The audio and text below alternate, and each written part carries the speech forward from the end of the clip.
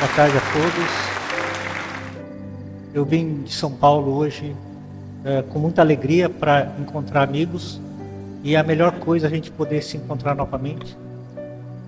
Eu agradeço a Deus por a gente ter um ofício em que a gente se realiza no trabalho, a gente faz uma coisa que ama, mas a gente tem amigos também. Então isso tem um valor enorme. Quando o SBO me convidou para falar sobre um tema, eles não me deram um tema, eu fui para um tema que eu gosto muito, que é um tema da zona do desconforto, justamente porque eu sinto que a gente, como país, como sociedade, como tempo político e como classe de especialidade, a gente está numa zona de desconforto. E essa zona de desconforto que eu quero mencionar tem a ver principalmente com o que a gente está vendo agora, uma mudança no paradigma, no cenário, na perspectiva da nossa especialidade como oftalmologista, vendo ação de operadoras, vendo ação de interferência em procedimentos, vendo também a consolidação de investimento em nossa área. E tudo isso eu quero trazer sob um outro aspecto, o aspecto que eu gosto mais, que é o aspecto de estar justamente no desconforto. Muito ruim, né? Convidaram o cara errado. Deveriam ter convidado alguém para falar do conforto, mas eu vim aqui para falar do desconforto. Então eu vim aqui para falar do problema, da solução e uma fórmula para essa solução. O problema é que a zona de conforto nunca foi boa para ninguém. E a grande pergunta é, será que a oftalmologia, como prática de carreira, já não estava numa zona de conforto muito boa? Isso para mim é perturbador, porque dentro da zona de conforto nada acontece. Uma prática que a gente se dá por garantido, vou abrir meu consultório, vou começar a trabalhar, e eu vou começar a carimbar, e vou começar a trabalhar como um operário braçal. Quando eu trabalhava na feira, na minha juventude, com a minha família, eu queria muito sair do trabalho braçal. Eu sonhava o dia em que eu saísse do que a minha família tinha como estigma e como meio de sustentar a vida, que era simplesmente trabalhar na feira e tirar o sustento do trabalho braçal. E quando eu vejo agora no nosso paradigma de ser médico, que era uma coisa que eu sonhava, e a gente caindo de novo numa situação de trabalho braçal, eu me recuso a enxergar o nosso cenário desse jeito. Porque eu me formei e caminhei para um sentido de ser uma outra pessoa que não fosse aquele trabalhador braçal do qual eu lutei para sair.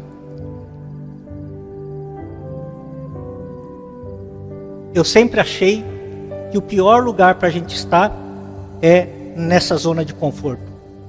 Essa zona de conforto nos deixa mais fracos.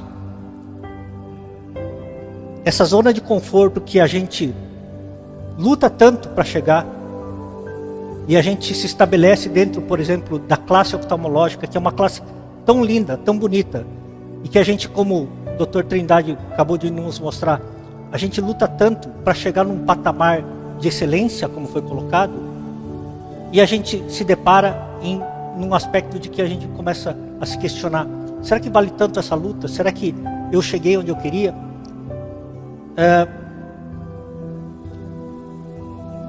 A HP é uma das empresas de tecnologia que vocês conhecem.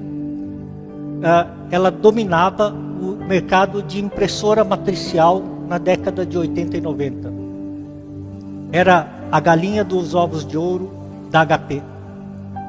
E a divisão de pesquisa e desenvolvimento da HP tinha uma tarefa: 20% dos recursos da HP eram destinados para o setor de pesquisa e desenvolvimento, e eles tinham um desafio: destruir a galinha dos ovos de ouro da própria HP. A zona de conforto da HP era a impressora matricial. Ele dominava o mundo. E a função da pesquisa e desenvolvimento era destruir essa zona de conforto. No final da década de 90, virando para o ano 2000, a HP criou a impressora jato de tinta, que é o que você usa no seu consultório, na sua casa hoje, e domina o mundo. E quem destruiu a própria zona de conforto da HP foi a própria HP. Quando Steve Jobs foi tirado da Apple, porque a Apple estava indo bem na década de 90, e depois a Apple começou a cair, e chamaram ele de volta, quando ele pisou na Apple como CEO interino, a Apple tinha 3 meses de fluxo de caixa, não mais do que isso, para sobreviver. E quando ele voltou, e dentro dessa enorme zona de desconforto, ele recriou a Apple, ele recriou para um novo perfil de empresa, e hoje é a empresa mais valiosa do mundo. Então, essa zona de desconforto em que a gente é incitado pelo destino a se colocar, muitas vezes é uma bênção disfarçada. Então, a grande pergunta é: será que esse problema que a gente está enfrentando hoje, na nossa especialidade, é todo esse terror que estão colocando? Ou é uma provocação do destino para a gente? Quando eu tinha 17 anos, eu ainda não tinha entrado em medicina, eu ainda trabalhava na feira, e esse livro me mostrou como seria o próximo século.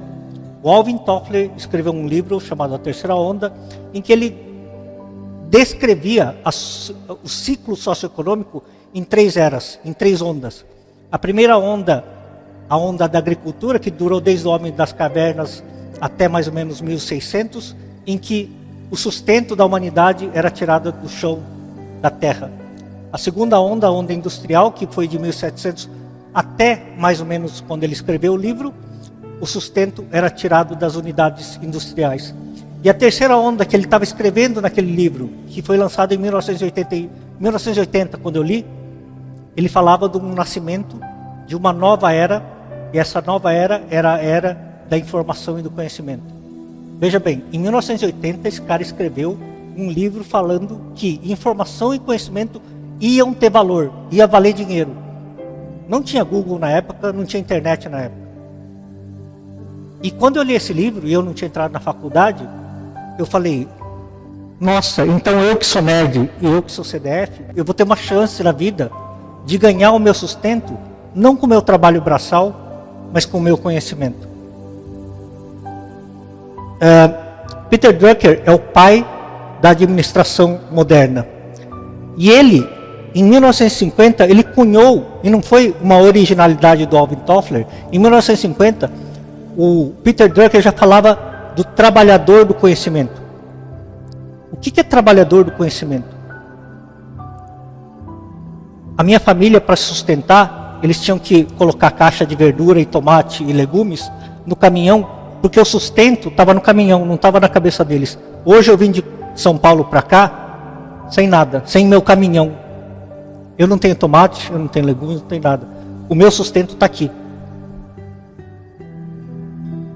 No congresso da Braskers, em 2011, eu fui assaltado, me levaram o meu computador e todas as aulas que eu tinha. E eu pensei, eles levaram o meu computador, mas meu conhecimento está aqui. Então, desde quando eu li sobre o trabalhador do conhecimento, isso me deu um alento muito grande, porque eu sabia que o poder estava em mim agora. A menos que eu não entenda que o conhecimento faz parte da estratégia do meu jogo. Se a gente como trabalhador, se a gente como especialista de oftalmologia, a gente não entende que o nosso conhecimento é parte do jogo, a gente pode operar uma catarata, fazer um belo atendimento e ainda assim perder o jogo. Porque a gente não entende que o conhecimento é que o nosso ativo principal. Não é a dança do Instagram. Enquanto a gente não souber valorizar o nosso conhecimento, enquanto eu falar assim, semana que vem eu vou estar em Brasília e a gente vai ter 3 dias de imersão em lentes avançadas de catarata. Porém, não adianta nada eu fazer isso quando o paciente chegar na minha clínica e eu falar, fala da lente com a Luísa, minha secretária, lá na recepção. Isso é um ultraje para o investimento de conhecimento que eu tenho, para o investimento de conhecimento que a nossa especialidade tem. Eu tenho que falar sobre essa lente, porque eu estudo sobre isso. E o paciente, ele vai perceber isso. Ele vai perceber que a diferença minha ali na frente dele é o meu conhecimento.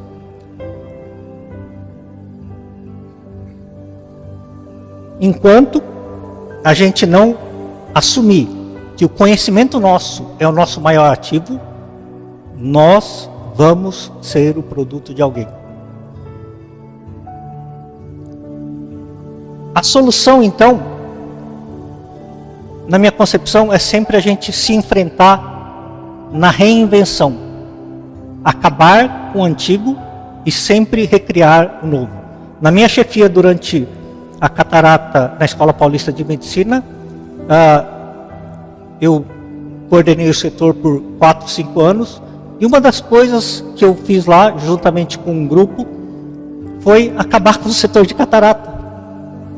Um processo destrutivo, porque precisava nascer alguma coisa nova, e através do diálogo do setor de catarata com o setor de cirurgia refrativa, nasceu o setor de óptica cirúrgica.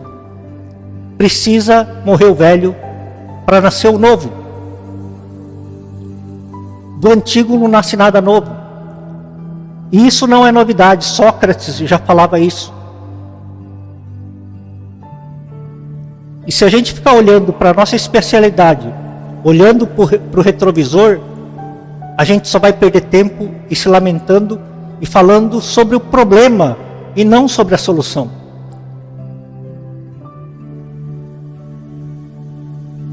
O mundo não vai voltar mais para trás.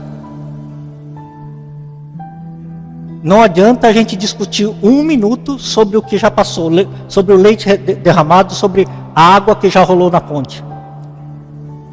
Então, qual que é a solução disso? A solução, para mim, a única solução é a única coisa do qual eu aprendi durante toda a minha vida. Foi investir em conhecimento. E esse slide tosco que eu vou mostrar para vocês é o mesmo slide que eu mostro para minha turma de fellows para falar sobre esse assunto. E por isso que ele é tosco assim. Então, todo mundo começa um ciclo de... A gente acaba essa palestra aqui e fala assim, agora eu vou mudar o mundo, né? Só que o ciclo de motivação para você mudar o mundo, ou você mudar você mesmo, ou você mudar sua clínica, ou você mudar sua carreira, ela sempre começa assim, né? Uma alta motivação em verde, que cai rapidamente. Por isso que não existe palestra motivacional. Milton não está aqui para fazer uma palestra motivacional, porque não funciona. Porque uma palestra motivacional, ela vai cair, né, nessa linha verde, na sua energia. A única coisa que acontece com uma desgraça de uma palestra motivacional é que você vai ter culpa, porque você vai falar assim, passa uma semana e você não fez nada. Mas tem uma saída para isso, e por isso que eu chamo de hackear o sistema, de você tapear o sistema. Porque é o que nós já fizemos para nós chegarmos aqui onde nós estamos hoje. Ninguém nasceu oftalmologista. A única coisa que eu sei que muda o destino nosso é a nossa dedicação. E essa dedicação, se ela tiver com uma baixa energia e você se dedicar pouco, nada vai acontecer, nada, zero. Nem dança no Instagram, paradoxalmente, né? Novidade. Em algum momento você tem que tomar uma decisão. E essa decisão a gente pode tomar pessoalmente, pode tomar com um grupo, pode tomar com uma especialidade. E essa dedicação, que no nosso caso, só tem uma saída, por exemplo, a gente não é halterofilista, então a nossa dedicação não tem a ver com levantar pesos. A nossa dedicação tem a ver com investir no nosso conhecimento. É a única saída. Quando você começa a investir no seu conhecimento, tem uma notícia boa, né? Primeiro que, logo depois que você começa a investir um pouco no seu conhecimento, se dedicar a voltar a estudar, como se a gente tivesse 25 anos de novo. Por que eu gosto de ficar perto dos fellows e por que eu gosto de estudar? Porque eu me sinto jovem perto deles. Eu tenho 59 anos. E ao estar perto deles, eu me sinto com 25 anos. Veja bem, isso é a coisa mais cara do mundo, tá? Melhor do que Botox. Quando essa dedicação, que você começa a aumentar a energia dela, e essa curva laranja começa a subir um pouquinho, um efeito bom já, excelente, é que a sua culpa já cai bastante em vermelho ali. Tá?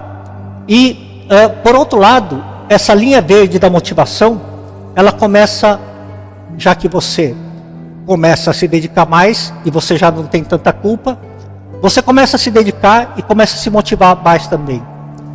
E, surprise, né? Você começa a ter resultados. Começa a ter resultados na sua prática, na sua clínica, perante seus colegas, na frente do seu paciente. E esses resultados só tendem a aumentar. É inexorável. A força do nosso conhecimento que nos levou até aqui, ela com certeza vai trazer resultados para você. E com isso, a gente alcança, pelo menos é a única fórmula que eu sei que funciona. Com isso ela alcança o domínio, a independência e a autonomia. Eu não estou dando fórmula de ficar rico no consultório, hein? Porque isso para mim não vale nada. Autonomia, independência e domínio valem muito mais do que dinheiro.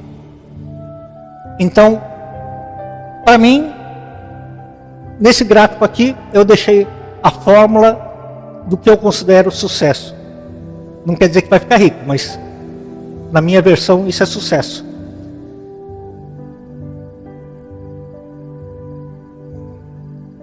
Então, quando a gente hoje está num momento de dificuldade da especialidade, num momento de zona de desconforto,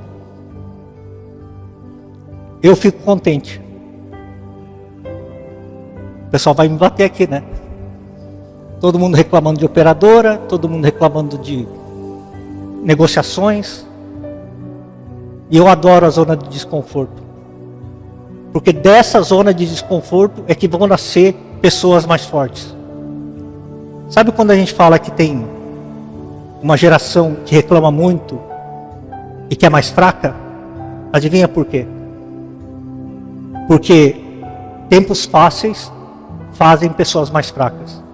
Então, dessa época de dificuldade, não tenho dúvida que vai ter um renascimento da nossa especialidade com pessoas mais fortes.